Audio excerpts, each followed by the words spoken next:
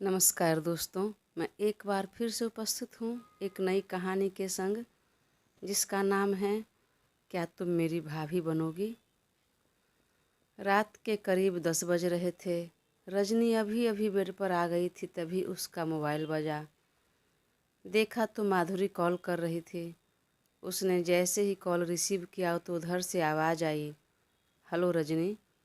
अरे रजनी, तू मुझे सुन रही है? मैं माधुरी बोल रही हूँ। अरे हाँ, सुन रही हूँ, लेकिन तू इतना धीरे धीरे क्यों बोल रही है? थोड़ा ज़ोर से बोलना। अरे मेरे बगल के कमरे में सभी बैठे हैं, सुन लेंगे तो फिर बवाल होगा। अच्छा सुनो, तुम्हें कुछ बताना है। माधुरी ने कहा। हाँ बोलो, क्या बताना है? अरे फाइनली आज पहली बार मैंने अपने दिल की बात सबके सामने रखी। कलेजा धक धक हो रहा था। डर से मेरे हाथ पैर ठंडे पड़ रहे थे। फिर भी मैंने हिम्मत करके कह दिया कि मुझे यह शादी नहीं करनी। मैं किसी और से प्यार करती हूँ और हम दोनों एक दूसरे के साथ रिलेशनशिप में हैं। अगर आप लोग ज़बरदस्ती करेंगे तो मैं भाग जाऊँगी उसके साथ। माधुरी ने कहा। फिर क्या हुआ? बवाल तो खूब हुआ होगा। रजनी ने पूछा। अरे बहुत ज़्यादा बवाल हुआ। मेरी बातें सुनकर पहले तो चाची को यकीन नहीं हुआ, लेकिन जब मैंने जोर देकर कहा तो चाची ने 2 थप्पड़ लगाया मुझे। चाचा भी बहुत नाराज़ हुए। वहीं लड़के वालों ने भी बहुत सुनाया चाचा चाची को कि आपने मुझसे झूठ क्यों बोला, धोखे में क्यों रखा, जब आपकी बेटी का किसी और से रिश्ता है। और तुरंत चाची से 5 लाख रुपए वापस ले लिए। फिर वे बड़बड़ाते हुए घर से निकल गए। देखो फिलहाल तो मैं बच गई झूठ बोलकर, लेकिन आगे की बात क्या होगा और कैसे संभालना है तुम बताओ। मुझे कुछ समझ में नहीं आ रहा है। कहीं चाची को यह बात पता लग गई तो मैं भी नहीं जानती कि मेरे साथ क्या करेंगे। देख, तू सोच कर रख, बाकी बातें बाद में करती हूँ, अभी शायद कोई आ रहा है। कहकर माधुरी ने फ़ोन रख दिया। अब रजनी भी सोचने लगी आगे कैसे बात किया जाए जो किसी को पता न चले कि माधुरी झूठ बोल रही है। इसी उधेड़बुन में वह पिछले यादों में खो गई। माधुरी और रजनी दोनों बचपन की सहेली है। स्कूल से लेकर कॉलेज तक साथ है। अभी बीए अंतिम वर्ष की छात्रा है दोनों। माधुरी के माता पिता का बचपन में ही देहांत हो गया। तब उसके नाना नानी आए थे उसे अपने साथ ले जाने के लिए, लेकिन चाचा ने यह कहकर मना कर दिया कि यह मेरी भतीजी है, मेरे भाई की बेटी, तो इसकी देखभाल मैं ही करूँगा। जब माधुरी समझने वाली हुई तो पता चला चाचा चाची ने उसे पापा की संपत्ति के लालच में रखा, इसलिए उसे नानी के घर नहीं जाने दिया। उन्हें डर था कि कहीं आगे चलकर यह सारी ज़मीन जायदाद अपने मामा के नाम न कर दे। रजनी ने बचपन से ही देखा है माधुरी को घर का सारा काम करते और चाची के इशारों पर नाचते हुए। माँ बाप के प्यार की कमी या चाचा चाची की सख्ती, वजह चाहे जो भी हो, पर माधुरी एक बहुत ही सुशील, समझदार और अनुशासन प्रिय लड़की है। ना किसी से लड़ाई झगड़ा, ना ही किसी से ऊंची आवाज़ में बात करना, सारे काम समय से निपटा लेना। जब से उसका 18 साल पूरा हुआ है तब से चाची पीछे पड़ी है कि अपने पापा की जायदाद चाचा के नाम कर दे, फिर तेरी शादी करूँगी, नहीं तो शादी के बाद कहीं तेरे ससुराल वाले को पता चलेगा तो ये संपत्ति के लिए कहीं तुम्हें परेशान या टॉर्चर न करें। तब से माधुरी ज़्यादा परेशान और उदास रहती है। अभी पिछले हफ्ते कॉलेज जाते समय माधुरी ने रजनी से कहा, चाचा चाची ने मेरी शादी तय कर दी है। कल शाम को लड़के वाले मुझे देखने आए थे। मैं उन सबको पसंद हूँ। अगले हफ्ते रोके का रस्म है और फिर जल्द ही शादी हो जाएगी। रजनी ने चौंकते हुए कहा, अरे इतनी जल्दी? एक दिन में शादी तय हो गई? तूने देखा अपने होने वाले पति को क्या करता है?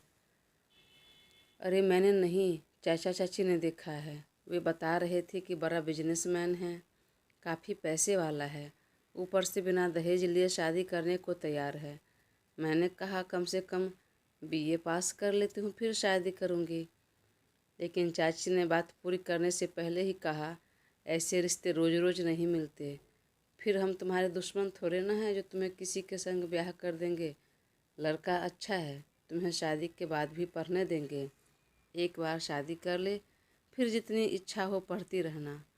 रजनी को यह सभी बातें बिल्कुल हजम नहीं हुई कि इतना बड़ा बिजनेसमैन कैसे इतनी जल्दी शादी माधुरी से करने के लिए तैयार हो गया, वो भी बिना दहेज के। कहीं कोई और बात तो नहीं। उसने तुरंत माधुरी से लड़के का फ़ोटो और बायोडाटा देने को कहा।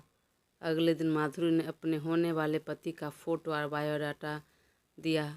फिर रजनी अपने भाई के द्वारा पता लगाया कि आखिर बात क्या है। तब जो सच्चाई पता चली तो उसके पैरों तले ज़मीन खिसक गई। वह लड़का तो था नहीं, वह तो 40 वर्ष से 2 बच्चों का पिता था, ऊपर से गंजा भी, नकली बाल लगाता है। पिछले साल उनकी पत्नी मर गई थी। हाँ, काफ़ी पैसे वाला ज़रूर था। उसने माधुरी को देखते ही पसंद कर लिया। चाचा शादी से इनकार कर रहे थे, तब उसने 5 लाख रुपए का लालच देकर चाची को मना लिया। माधुरी अभी सिर्फ 20 साल की है। रजनी ने जब माधुरी को सारी बातें बताई तो वह रोने लगी और रजनी से कहा, मुझे भी लग रहा था मेरे साथ कोई धोखा हो रहा है। देखो, तुम मुझे किसी तरह बचा लो, मुझे यह शादी नहीं करनी। तब रजनी ने ही उसे कहा, रोका के समय सबके सामने कहने के लिए कि वह किसी और से प्यार करती है और रिलेशनशिप में है। जैसा कहा था कहने के लिए वैसा तो माधुरी ने कह दिया। रिश्ता भी टूट गया, पर अब आगे की स्थिति कैसे संभाली जाए उसे कुछ समझ में नहीं आ रहा था। फिर मन में ख्याल आया कि कल सुबह मम्मी से बात करती हूँ, कहीं उनके पास इस समस्या का हल हो। अगले दिन जब दोनों कॉलेज जा रही थी तो रास्ते में माधुरी ने कहा, अरे तूने कुछ सोचा आगे क्या करना है? चाची कल से बहुत नाराज़ है, मेरी पढ़ाई छुड़वाने की बात कर रही थी।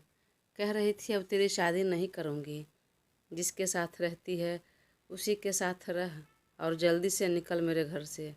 अब मैं क्या करूँ? रजनी ने कहा, क्या तुम मेरी भाभी बनेगी? क्या क्या कहा तुमने? अरे मैंने कहा कि क्या तुम मेरी भाभी बनोगी? देख, कल रात मुझे कुछ भी समझ में नहीं आ रहा था कि क्या करे क्या नहीं, और बहुत टेंशन में थी। तभी आज सुबह मैंने मम्मी को सारी बातें बताई। उन्होंने कहा कि बहुत अच्छा किया उसने रिश्ता तोड़कर। उसे कहो चिंता नहीं करने के लिए, उसकी शादी मैं अपने बेटे नवीन से कर दूंगी। वह बहू के रूप में मुझे बहुत पसंद है। मैं तो उसकी चाची से बात करने ही वाली थी, लेकिन मैंने सोचा कि पहले उसकी पढ़ाई पूरी हो जाए। पर अब जाने दो, शादी के बाद ही पढ़ाई पूरी कर लेगी। मैं इसी रविवार को उसकी चाची से बात करती हूँ। नवीन को भी पसंद है माधुरी। अरे वह तो इतनी गुणी है कि जिस घर में जाएगी उस घर को स्वर्ग बना देगी। मुझे कुछ नहीं चाहिए, उसकी चाची जहाँ बोलेगी जैसे बोलेगी मैं शादी करने को तैयार हूँ। इतना सुनते ही माधुरी खुश हो गई और बोली, मैं तो रोज़ भगवान से यही प्रार्थना करती थी कि मेरी पक्की सहेली के साथ मेरा कभी न छूटे, हम दोनों जहाँ भी रहे साथ में ही रहे। देखो भगवान ने मेरी प्रार्थना सुन ली, मैं तो खुशी खुशी तुम्हारी भाभी बनने को तैयार हूँ। रजनी भी हंसते हुए कहा, इससे ज़्यादा खुशी की बात क्या होगी कि हम दोनों पक्की सहेली ननद भाभी के रिश्ते में बंध जाएंगे। फिर एक दूसरे के गले लगकर दोनों सहेली हंसने लगी। दोस्तों, उम्मीद है कहानी पसंद आएगी। बहुत जल्द मैं एक नई कहानी के साथ आऊँगी। तब तक के लिए धन्यवाद।